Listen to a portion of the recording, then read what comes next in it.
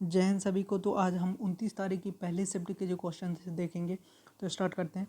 तुम्बा को खालिस्तान की उपस्थिति के कारण रॉकेट लॉन्च के आदर्श स्थल के रूप में चुना गया है। देखो, एक पर्टिकुलर पॉइंट होता है जहाँ से उसको प्रक्षेपित करना कोई भी रॉकेट को होता है, बहुत ही ईजी होता है। जैसे आपने देखा होगा कि बहुत से रॉकेट अपने जो है फ्रेंच गुयाना वगैरह से करते हैं, और हमेशा इनको तुम्बा, जैसे केरल की तुम्बा हो गया, श्रीहरिकोटा, इन्हीं से क्यों इनको प्रक्षेपित करते हैं। इनके पीछे एक कारण होता है। इनमें क्या होता है, इक्वेटोरियल इलेक्ट्रोलाइजर की क्या है, इक्वेटोरियल इलेक्ट्रोजेट्स के पास में होती है। इसमें क्या होती है, एक लाइन होती है जो पर्टिकुलर लाइन इसमें करंट पे डिपेंड करती है, जो उसमें जो रहता है दिखना। आपने इधर से इधर गए, जो इधर इधर जो होता है आपका फ्रेंच गुयाना, जो फ्रेंच सरकार की यहाँ पे उसका एक वो बना है, जैसे तुम्बा है अपने यहाँ, श्रीहरिकोटा है।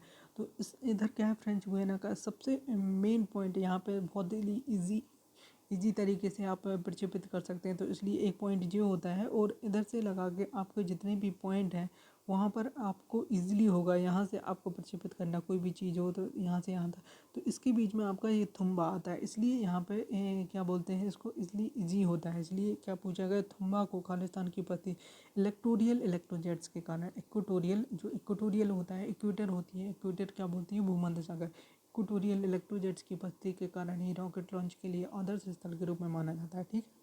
अब इसके बाद देखते हैं, अब रॉबर्ट हुक ने खालिस्तान की खोज की थी। अब रॉबर्ट हुक के बारे में आ गया कि रॉबर्ट हुक ने खालिस्तान की खोज की थी। तो सबको पता ही होगा कोस्का के बारे में, कोस्का की खोज की थी। ठीक है, कोस्का।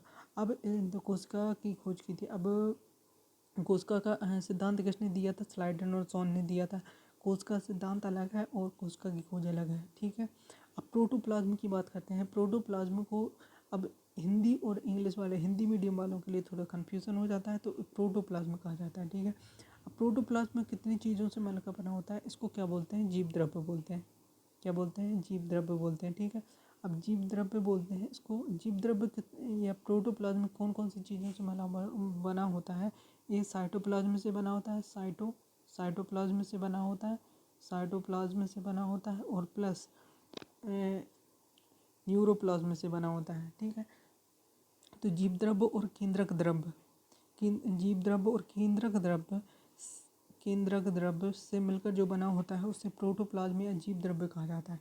अब इसके बारे में और देख लेते हैं। जैसे प्रोटोप्लाज्म और परमाणु की खोज किसने की थी, और प्रोटोप्लाज्म की खोज किसने की थी, पुरकिंजी ने की थी। ठीक है, पुरकिंजी याद करना है। और परमाणु की खोज किसने की थी, परमाणु की खोज आपने जॉन डाल्टन का नाम सुना होगा। जॉन डाल्टन का परमाणु सिद्धांत, तो परमाणु की खोज उन्होंने की थी। अब नाभिक की खोज किसने की थी, नाभिक की खोज ने रदरफोर्ड ने गोल्डफॉयल एक्सपेरिमेंट किया था। उसी समय उनको पता चला था कि नाभिक भी होता है कोई। गोल्डफॉयल एक्सपेरिमेंट किया था ना उन्होंने, तो गोल्डफॉयल अल्फा कणों के साथ किया था, तो उसमें नाभिक का पता चला था। ठीक है। अब आते हैं, और excessive curvature of eye lens is leads to be a myopia.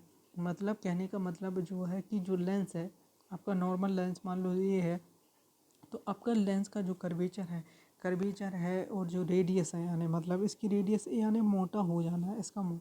Excessive curvature of, curvature में इसका जो है सी, इसका जो रेडियस है, वक्रता त्रिज्या है, इसका बढ़ जाना, इसका यानी मतलब एक प्रकार से मोटा हो जाना, तो उसका क्या होता है, मायोपिया। इसमें देखिए आप क्या होता है, जैसे आपका मायोपिया दिख रहा है, इसमें क्या हो गया, लेंस का जो मोटा हो गया, तो इसमें क्या हो गया, मान लो आपकी जी क्या है, रेटिना है।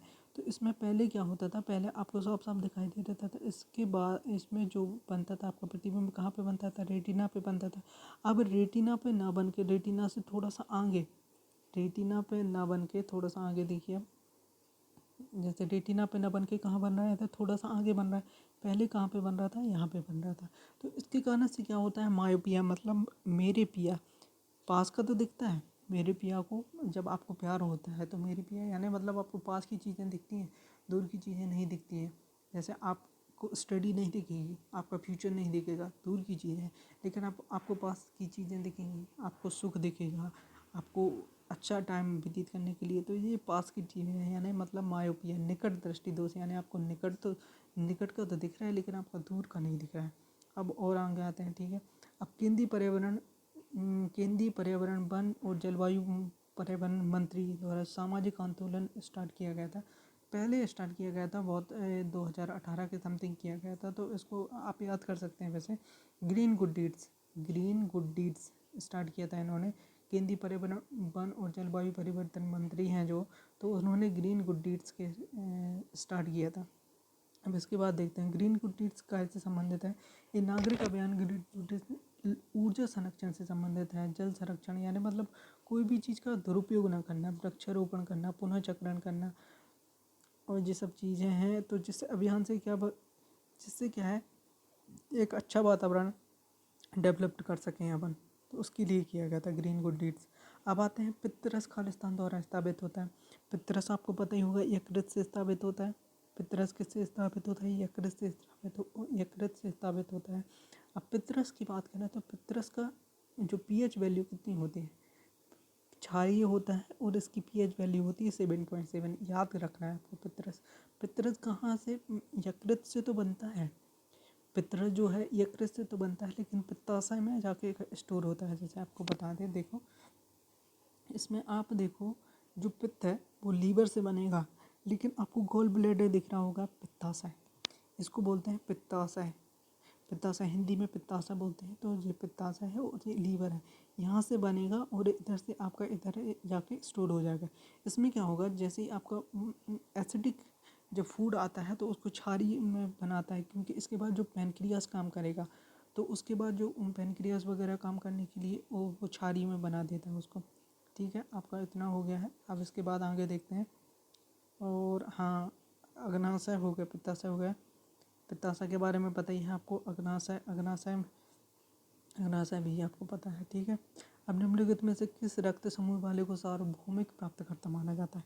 जो सार्वभौमिक प्राप्त करता है, अब इसमें ये इजी इसलिए था क्योंकि ए बी आपको पता है सार्वभौमिक प्राप्त करता है, मतलब लेने वाला है। तो अगर इधर पे आ जाता, अगर क्वेश्चन थोड़ा सा डिफ़िकल्ट बनाना होता है इसको, तो इसमें हो जाता, इसमें ऑप्शन दिए रहते ए बी प्लस और ए बी माइनस, तो इसमें 50% बच्चे अटक के रह जाते। इसमें बिल्कुल सही बोल रहा हूँ मैं।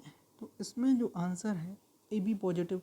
ए बी जो पॉजिटिव होते हैं, इसमें एंटीजन होते हैं, तो इसमें ए बी पॉजिटिव वाला एंटीजन, इसमें एक अलग प्रकार का एंटीजन है, तो इससे इसमें ए बी वाला जो है, ए बी पॉजिटिव वाला ए बी का ले सकता है रक्त।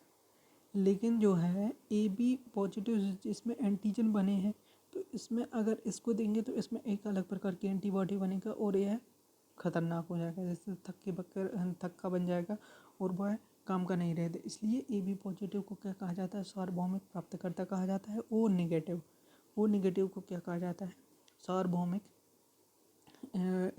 यूनिवर्सल डोनर, यानी मतलब इस रियली प्रेजेंट होता है इसके, यानी मतलब ये सबको दे सकता है लेकिन ये किसी से नहीं ले सकता है। इसको आप ऐसे याद कर सकते हो, ओ नेगेटिव आपका है तो मतलब एक नेगेटिव इमेज है, मतलब आपको मिलने की संभावना कम है, तो उससे याद कर सकते हैं आप ओ नेगेटिव।